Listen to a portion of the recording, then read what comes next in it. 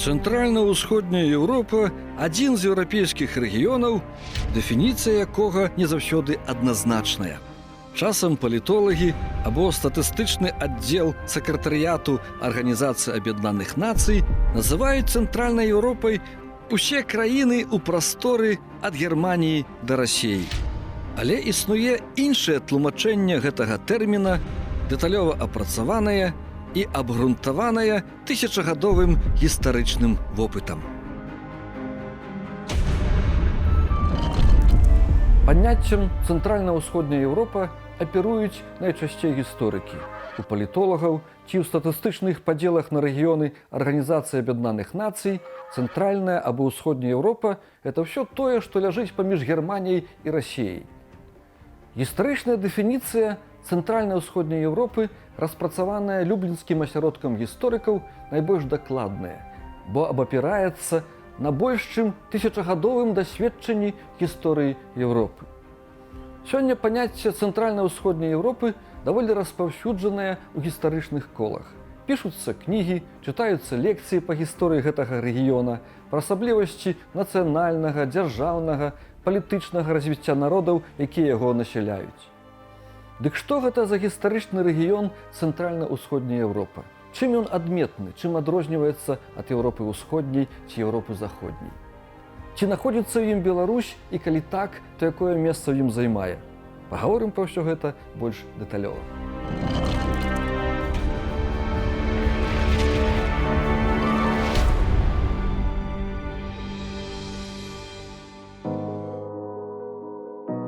Вылучэнне паняцця Цэнтральная Еўропа па-нямецку «Міттель-Еўропа» ці па-расейску «Срединная Еўропа» пачалося ў Германіі ў 19 стагоддзі, а найбольш поўна яго прадставіў нямецкі тэолаг і сацыёлаг Фрыдрых Науман падчас Першай святовай вайны менавіта ў 1915 годзе.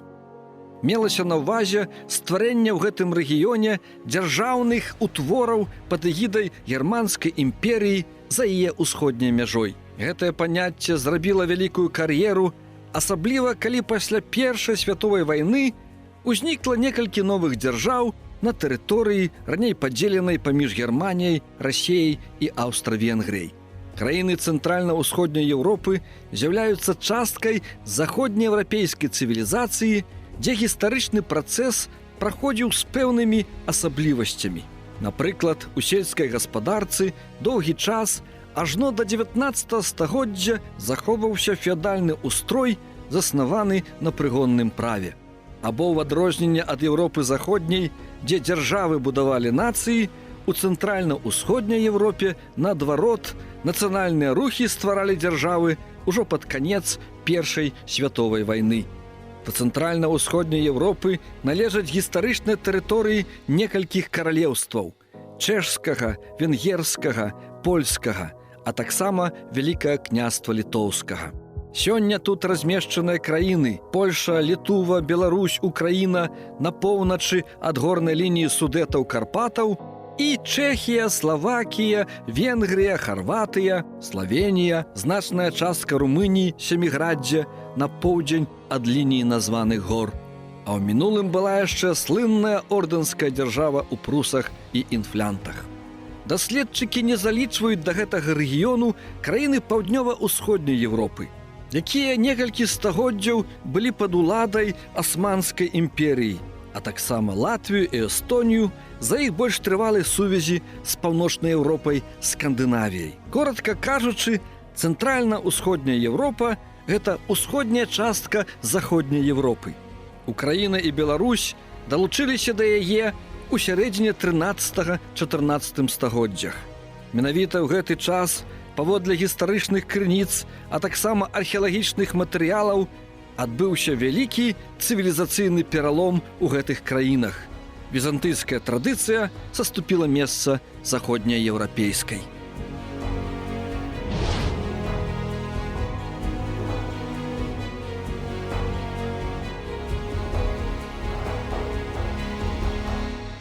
У Беларусі засталося выразнае матэрыяльнае сведчанне нашай прыналежнасці да Еўропы менавіта да цэнтральна-ўсходняй Еўропы. Это гістарычная планіроўка нашых гарадоў. Яна не ўсюды добра захавалася. Тут найлепш, у Гародні, на самым захадзе краіны, па той прычыне, што улады расійскай імперыі не дабраліся да яе перабудовы.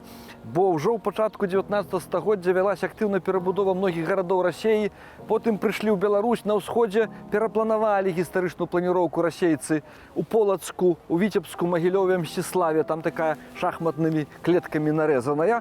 А тут на захадзе яны проста не дабраліся, але збіраліся. Я гэта кажу з усёй адказнасцю, таму што сам падчас працы ў Маскве у ваенна-гістарычным архіве трымаў у руках планы гарадоў Панямоння, Наваградка, Гародні, дзе па этой існуючай гістарычнай планіроўцы былі праведзены чырвоным алоўкам шахматныя клеткі новай планіроўкі, але перашкодзіла Першая световая вайна, бо гэты планы датычылі пачатку 20-го стагоддзя. Дык вось, отут у Гародні найлепш у краіне захавалася еўрапейская планіроўка. Гэта, па-першае, два цэнтры. Замак, цэнтр улады дзяржаўнай, і рынак з ратушай – гэта цэнтр, дзе размяшчалася мясцовая улада, магістрат.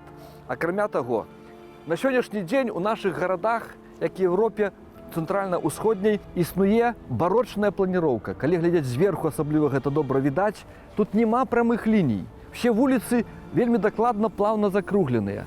А гэтая планіроўка стваралася не планава, як у савецкія часы, дзе былі генеральныя планы развіцця гарадоў, которые практычна не выконваліся. Гэта рабілася традыцыйна. Магістрат сачыў, каб ніхто эту вуліцу не забудоўваў. Магістрат вымяраў дакладна ўчасткі. Это рабілася ў стылі артыстычным, мастацкім, который тады дамінаваў. А барокка не любіць прамых ліній. І от калі глянем на гарадзенскую планіроўку, асабліва зверху, мы бачым гэта плаўна загнутыя вулачкі гістарычнага цэнтра і ў ключавых пунктах касцёлы.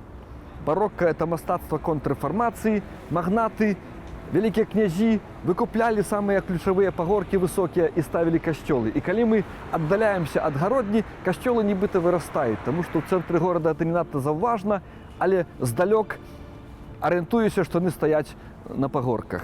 І вось гэтая гістарычная планіроўка, которую не так проста змяніць, нягледзячы на все старанні і царскай Расіі, і Савецкага Саюза, доказ нашай прыналежнасці да Еўропы, менавіта да Еўропы цэнтральна-ўсходняй.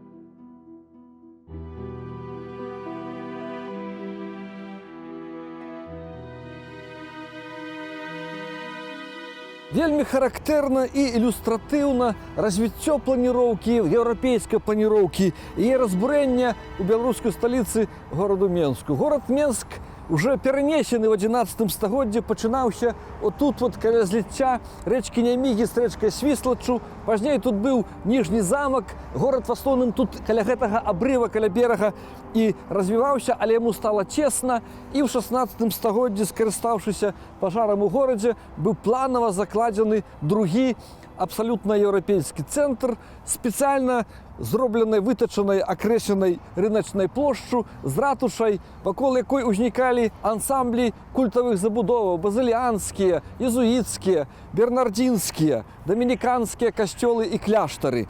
Ужо да 18 стагоддзя тут сфармавалася класічна тыповая еўрапейская планіроўка, але з прыходам Расіі пачалося яе ламанне, паступовае знішчэнне.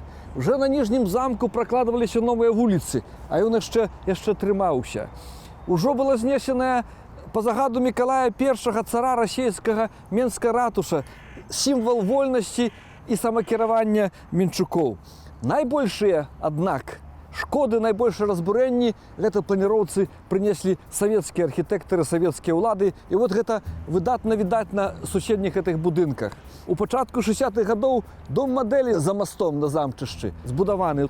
У 67-69 годах гэты дом некага праектнага інстытута пастаўлены і праведзена прама па замчышчу. Вот эта вуліца з мастом называлася Паркавая магістраль, потым праспект Машэрава Лукашенко перайменаваў у праспект пераможцаў. Потым, ужо ў пачатку 80-х гадоў пачалося будаўніцтва станцыі метро Няміга, дакладна прама ў цэнтры амаль гэтага Менскага замчышча. Вот это выхад этого метра. Мы тут бачым, што ў гэтым горадзе, нашай сталіцы, для савецкіх архітэктараў Раней для расійскіх архітэктараў гэта спадчына горадабудаўнічая не мела ніякай каштоўнасці. Былі знесеныя цэлыя кварталы. Вуліца Неміга, там, дзе сучасныя бетонныя спаруды збудаваныя. З вялікай цяжкасцю ўдалося адстаяць, я ўжо ў гэтым удзельнічаў, Трэцкае прадмесце, на месцы якога планавалася паставіць скверы з вялікімі фонтанамі. Это такая мода на фонтаны было. Цяпер гэта адна з візітовак горада. Забудова канца 19-го, пачатку 20-го стагоддзя. За тымі будынкамі высокімі закрыта фрагменты, часткі тое, што засталося ад ракаўскага прадмесця. А мы маглі бы тут мець пры далікатным, пры навуковым падыходзе да ўсіх гэтых планіровак, да ўсіх гэтых традыцый маглі мець сапраўдны еўрапейскі горад, як Вільня прынамсі, як Кракаў, з вузкімі вулачкамі, з масай жылой забудовы. Гэтага нічога няма.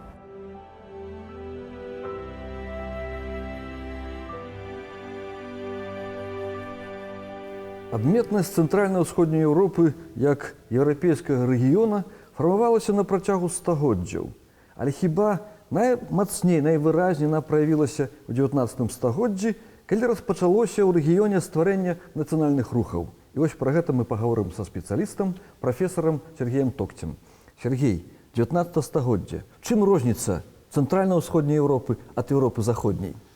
Адным з першых на гэтую розніцу звярнуў увагу вядомы даследчык нацыяналізмаў Ганс Кон, які лічыў, што ёсць заходні еўрапейскі нацыяналізм і ўсходні еўрапейскі. Заходнееўрапейскі, як бы такі лагодны, дзяржаўны, галоўную ролю адыгрывае дзяржава, а ўсходнееўрапейскі, ён такі этнічны, ці пытанні мовы і культуры займаюць у гэтым нацыяналізме галоўную ролю. Наколькі я памятаю, скарочана, на захадзе дзяржава будавала нацыю, а ў нашым рэгіёне нацыя змагалася за будаўніцтва дзяржавы. Так, менавіта, што пачатку паўставаў нацыянальны рух, фармавалася нацыя мадэрнага, як кажуць, сучаснага тыпу, і ўжо потым гэтая нацыя дамагалася уласнай дзяржавы. На захадзе як бы было наадварот. Хаця, канешне, гэта трошкі спрошчана. Так все ў гісторыі бывае. Кожная канцэпцыя, але... А якое месца беларускі рух, Беларусь займала в гэтым працэсе ў 19 стагоддзі?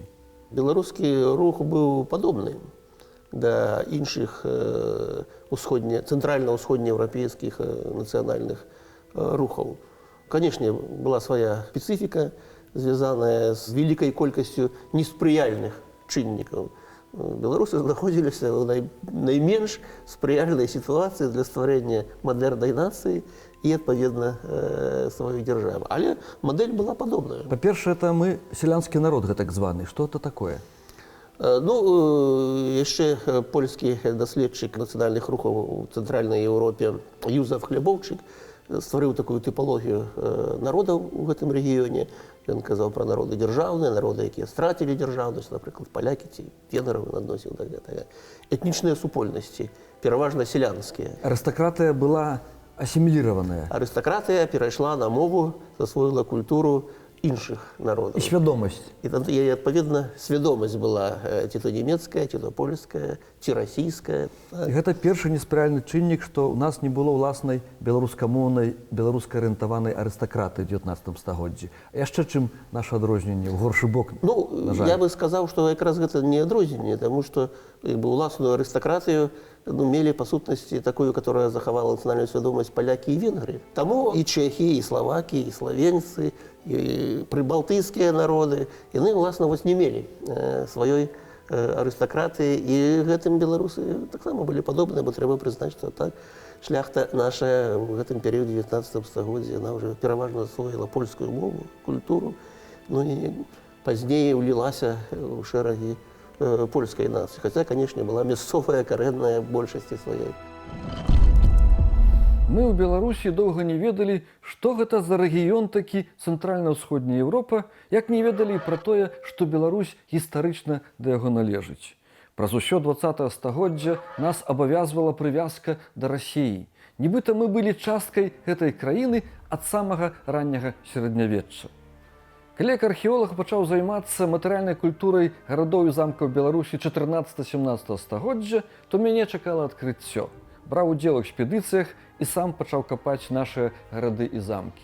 І зямлі в літаральным сэнсе палезла зусім іншая, адрозная ад Расіі матэрыяльная культура, вельмі падобная да еўрапейскай. Праз некалькі гадоў даследаванняў ужо не было сумненняў, што мы з'яўляемся часткай Европы, а не Расіі.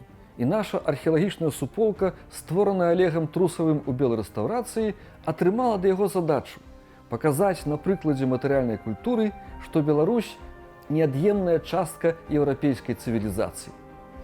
Дзеля стварэння будучыні трэба вывучаць мінулае. Гістарычная традыцыя – магутная сіла. І хоць нас 200 гадоў усходнія заваёўнікі пераконвалі, што беларусы расейцы, усё-такі наша тысячагадовая гісторыя, матэрыяльная, культурная, духоўная спадчына, нашыя звычкі і традыцыі ўсё пераконвае. Месца Беларусі в Еўропе.